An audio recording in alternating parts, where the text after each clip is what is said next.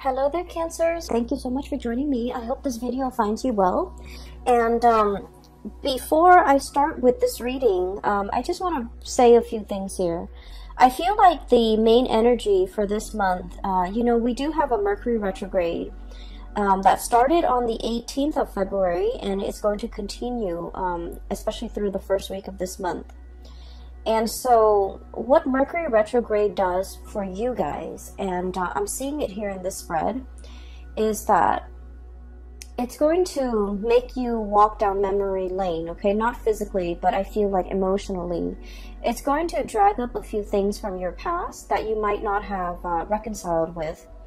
And it's going to, I guess, like trigger some of those events, some of those circumstances in the past that you felt like things could have, taken a different turn. Things could have turned out in a different way. Things could have been different, okay? So you're going to go through, especially the first week, through this period of like, it's a slump, okay? It's a walk down memory lane. It's going to evoke some of those feelings that might not be completely pleasant, okay? So I guess the challenge for you guys for this month is to kind of like come to terms with them. And if it makes you uncomfortable thinking about it, just ask yourself, like, why is it making me uncomfortable? Why am I suppressing it? Why am I not, I guess, like, why am I not able to release it? Why does it make me feel comfortable every time it comes up? Okay, so I feel like you have some murky waters that you need to kind of like plug up your nose and just kind of brace for impact and just walk through. And once you go through that process of emotional purging, you're going to realize that, you know what, they're just thoughts, they're just words, they're just events in the past. They can't really hurt me anymore. The whole concept about discomfort is coming through. Discomfort, displacement, no longer being in an environment where you feel familiar, where you feel safe. Not that it's you're unsafe in a physical way, but it's sort of like you have changes that are brewing. You have changes that are coming. And so you kind of need to kind of purge this emotional past so that you can kind of move on and meet and face your future head on. Does that make sense? So the whole concept about discomfort comes up, and it's every time there's a thought, every time there's a situation, every time you think about a person, and if it triggers you in a way where you feel uncomfortable, you kind of need to ask yourself, why does it make me feel so uncomfortable? Does it reveal a weakness within me that I need to be aware of? Okay, because I do see that coming through. Does it reveal an aspect of myself that I might not have been made aware of? Does it reveal something about me that I need to come to terms with? Because a lot of the times when we're dealing with another person and our interpersonal interaction with another person, it reveals a lot about us, okay? And the things sometimes that we dislike or we find like repulsive in another person, if we dig deeper, I feel like there's some underlying I guess like similarities between that person and us that we want to kind of purge from ourselves, okay? And that's why these are like trigger points. And so realizing, why does that person make me feel so uncomfortable? Why was that situation so uncomfortable for me to think about? Will really help you. It's like you have an aversion for something, you don't want to think about it, but actually thinking about it, sorting through your feelings, sorting through how you feel about this situation, and what within you is being, I guess, like triggered or poked at or prodded at.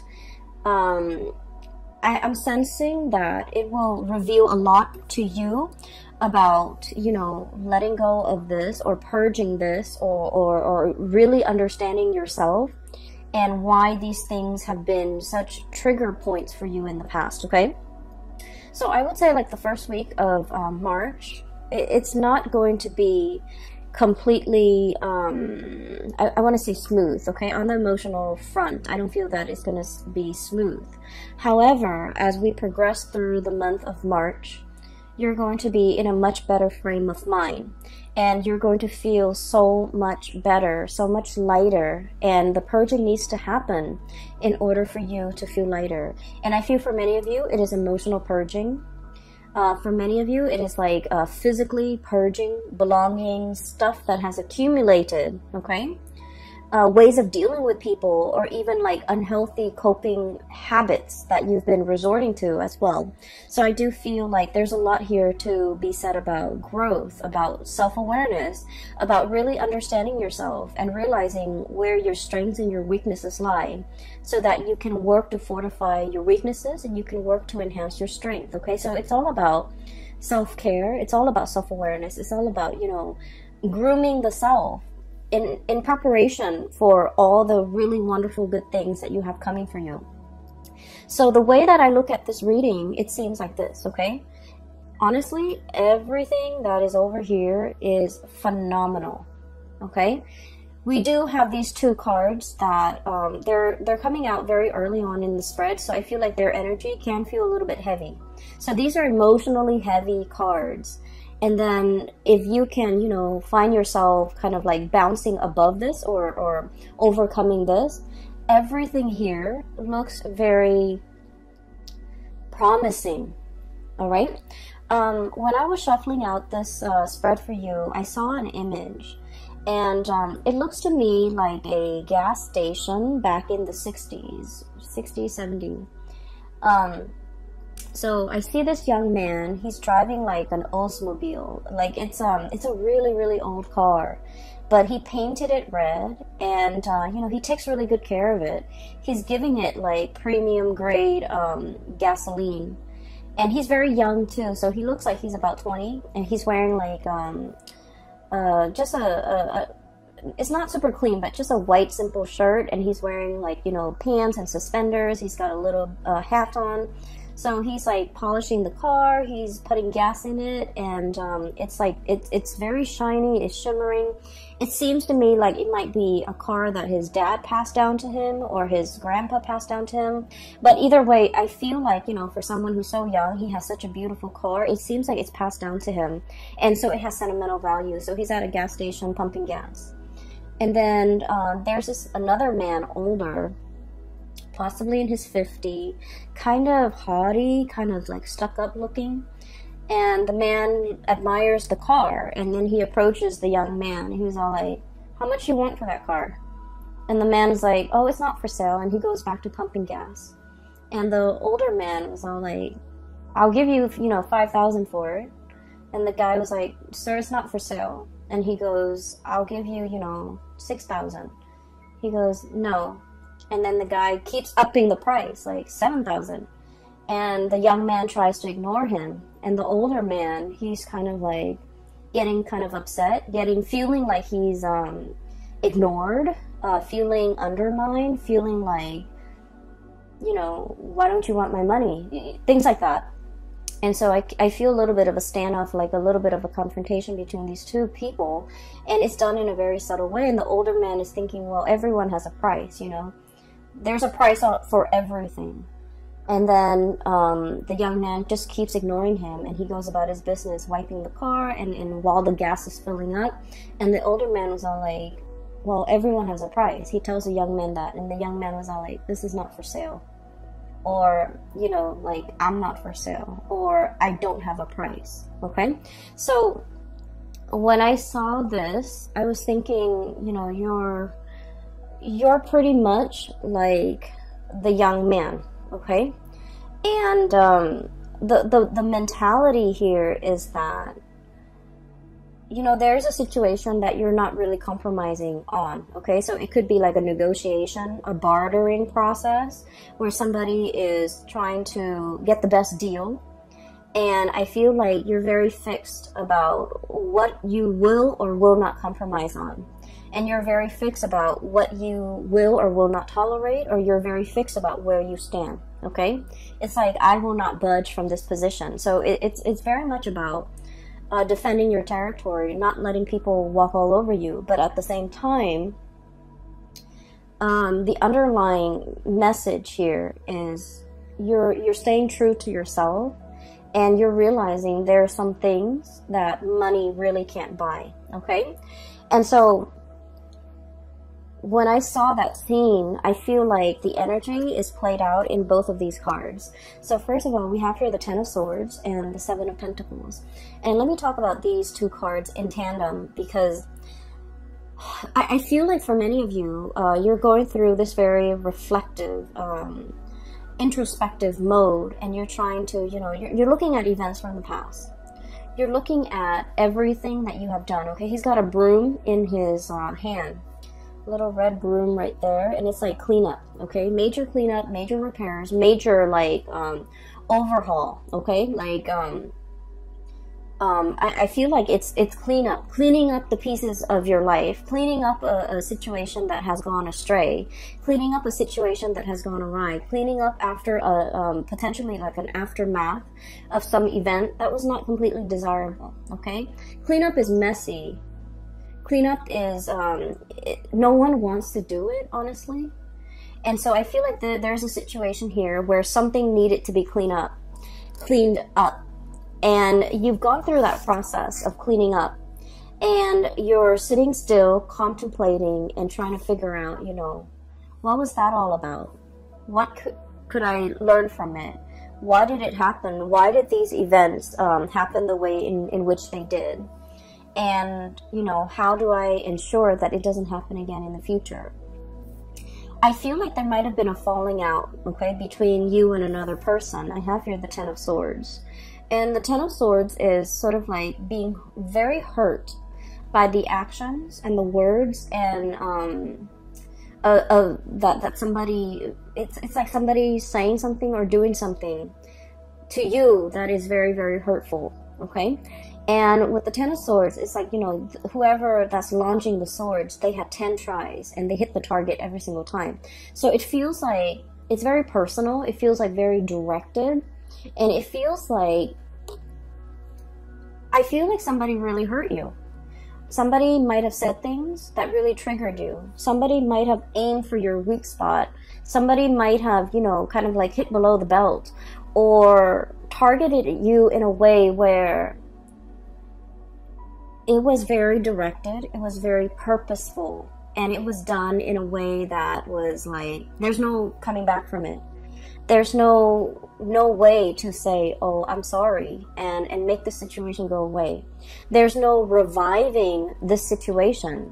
There's nothing that anyone can do now to make all the pieces come back together. And so I feel like there was a situation in your life that has, you know, ended, and it ended in a pretty crappy way. And so you're looking at the aftermath. You're looking at, you know, why did this person do what they did? Why did they behave in such a manner? What did I do to deserve this? And are they aware of how much they've hurt me? Are they aware of, you know, how sensitive I am? Because Cancers, you guys are very deeply sensitive. And that is why you don't go out of your way to hurt anybody. Because you understand that, you know, words can cut and words can't be rescinded. They can't be taken back. And so I feel like you're contemplating and trying to understand the situation. Why did they say such hurtful things? Why did they do what they did? You know, you're struggling to try to understand, like, why did they take it so personally? Or why am I even taking this so personally? And what you have to understand, though, is I feel like, you know, there was a situation here where somebody's ego was at stake. Okay, somebody's like, somebody either felt very ignored, somebody either felt very undermined, kind of like that man, you know, it's like, I'm here, I'm trying to make you an offer, and you're not even listening to me, you're turning away, and things like that. And I feel like you were dealing with somebody, and whatever you told them, they couldn't take no for an answer, okay? It's like telling them no multiple times. And you guys in general are not super assertive. But when you say no, and then they refuse to acknowledge your no, or they refuse to accept it, I feel then, you know, you start to ignore it.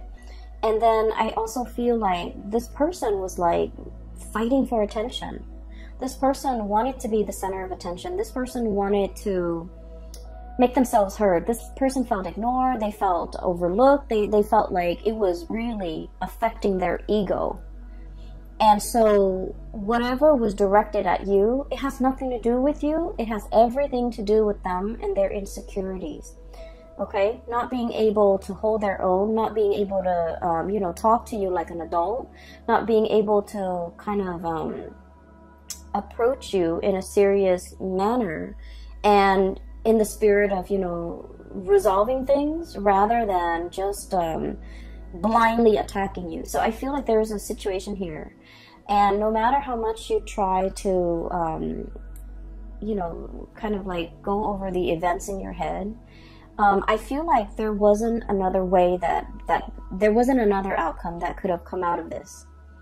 You did what you had to do, and I feel like whatever, you know, toxic venom that was thrown at from the other party, I feel like they did that out of a space of weakness, and they would have done this to anybody and not just you. But they felt like they were being ignored by you. They felt like you weren't giving them the time of day, and it really upset them, and that's when they kind of spew venom.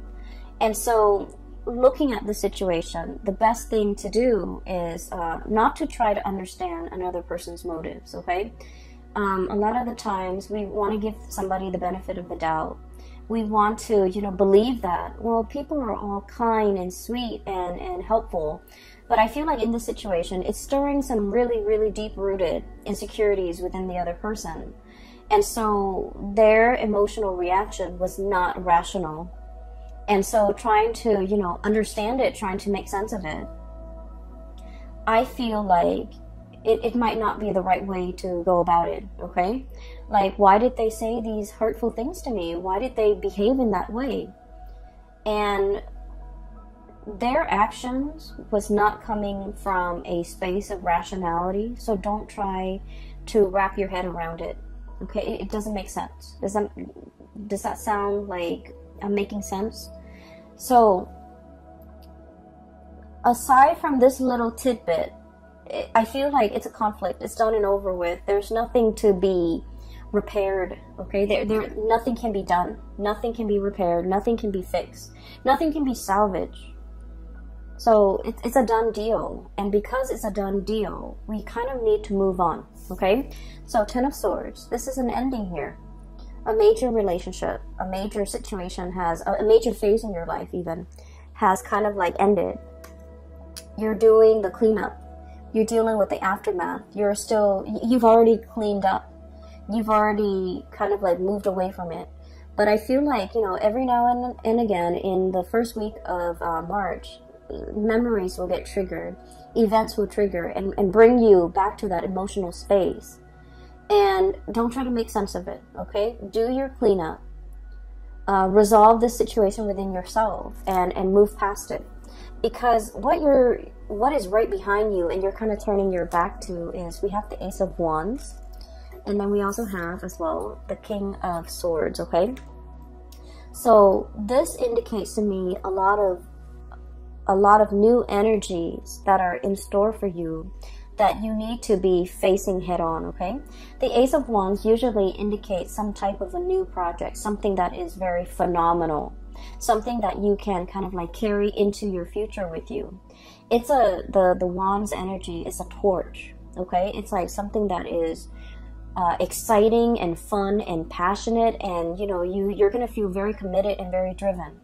A lot of the times too, it's like a whoosh, like a really fast, swift energy that denotes changes, forward movement, momentum, and it happens really, really fast. So while you're mulling over the situation, if you're too caught up in the past, this opportunity might slip you by. So you need to be very quick on the uptake, and you need to be physically looking at it, reacting to it, and grabbing it right when it comes in.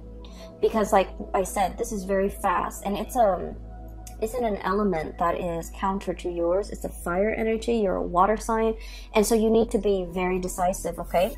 And the King of Swords, this is a message here about, you know, being very, very discerning and being very decisive. Let's be honest, Cancers, I feel like decisiveness is not really your strong suit, okay? And the best way that I can explain this, and I don't know if you might relate to this, but what I feel is like with the Cancerian people, you know how if you look at the night sky, right, every night, the moon, it changes its shape, okay? So it's like it grows bigger and bigger from a crescent moon into a full moon, and then it waxes, right? It reverts back to a crescent shape, and then it disappears. And so the phases of the moon changes, the shape of the moon changes from one night to the next. And I feel like with Cancerian people, you know, you're ruled by the moon. That's your ruling planet. And it can be a little bit frustrating to really figure out what you want, to really be 100% sure about what you want. Believe it or not, other signs don't have the same problem. They're very decisive. They know with every fiber in their being what they want to do, what they want to say yes to, what they want to accept. But I feel like for you guys, figuring out that 100% certainty has been like an uphill battle. And I feel like even when you really want something, you're never 100% sure. And I feel like from one day to the next, you know, your feelings, your emotions, your sense of decisiveness, it fluctuates. And so there might have been like a lot of opportunities where you're kind of like mulling things over, and then before you know it, the opportunity slips you by. And there might have been times where you're just kind of like thinking about all the missed opportunities, all the things that slip you by while you were waiting to make a decision. And so the message here is life is accelerating. It's not going to stop. And life is not going to put itself on hold on account of any human being, on account of a mortal. Life happens. We need to roll with the punches. And so taking the time to mull things over is definitely, you know, something that everyone should do. However, I feel like there has been missed opportunities, multiple missed opportunities. While life was throwing you curveballs, while you were distracted with other things, I felt like the more important things really slipped away. And so for the month of March, we are reminded here with the King of Swords, this is the energy about being decisive. This is sort of like looking at the past and just realizing, you know what, that doesn't serve me any purpose, wallowing in self-pity, I'm going to cut that off. And using that sword of truth here and slicing that out. And then looking towards the future, here's a good opportunity for me that will make me tremendously happy. Queen of Cups, look how ecstatic she is. This is kind of like finding that space of perfect equilibrium where you're feeling very emotionally hopeful and happy and satiated, and you have all your needs met. So I feel like there's something coming through that has a lot of potential that will make you really, really happy. And this is where your energy, your frame of mind should be focused. And so you have to be aware of the tendency to kind of like wallow in this situation and then moving away from that, recognizing when it happens. Recognizing the heaviness associated with it, so that whenever that heaviness creeps in and you start to feel it in your being, right, you want to shake it off and move yourself here, okay? So this is all about knowing ourselves really well, knowing what, how we feel, knowing what's not good for us, knowing what we need to move away from, and knowing what we need to kind of like embrace and focus on, and you know, focus our energy and our resources on, because there's a lot of room for growth, okay? So the Empress is all about that. Being really in charge and secure within yourself. The Empress is about abundance. It's about creation. And it's also about like, it's somebody who's very nurturing, very caring. And whenever I think of a Cancerian person, I think of the Empress, because the Cancerian person, They will invite, you know, guests to their home. They will feed their guests. They will make sure everyone is comfortable, everyone's happy, everyone is thoroughly fed. And it's like being very gracious, being a really good hostess, but really caring about another person's well-being, really caring that the person has enough to eat, really caring that the person is, you know, not suffering from the cold and the heat or the chills of the elements. So I feel like there's a lot of opportunities here where you are in charge. You're going to be either taking care of people or, you know, making sure that people are well taken care of.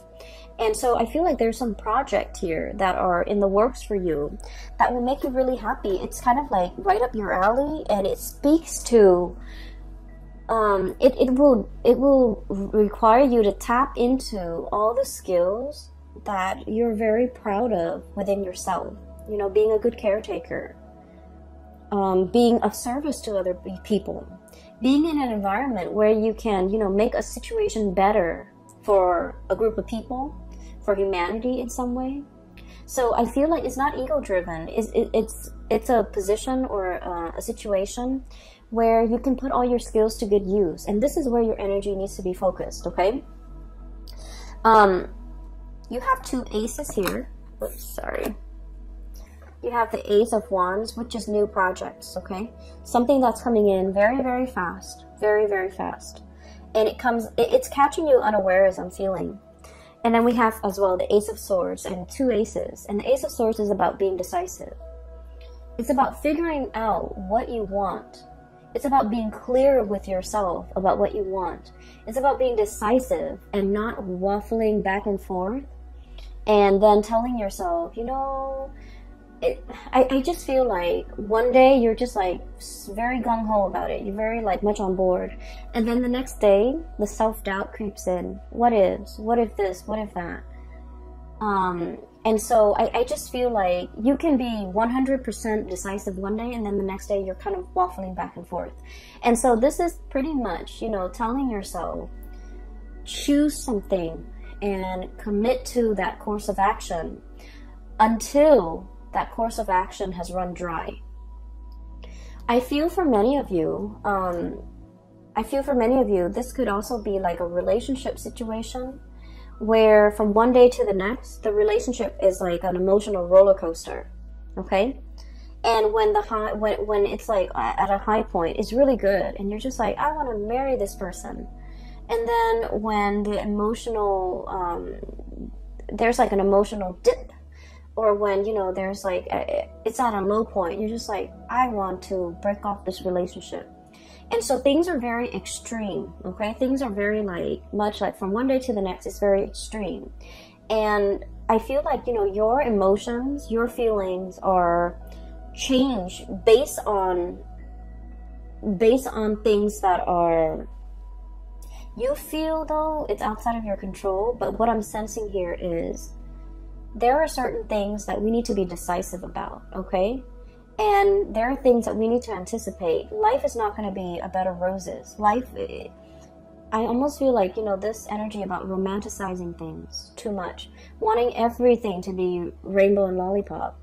I feel like you're smart enough to understand that there are always going to be high and lows, okay? But in the end, like at the end of the day, everything balances out.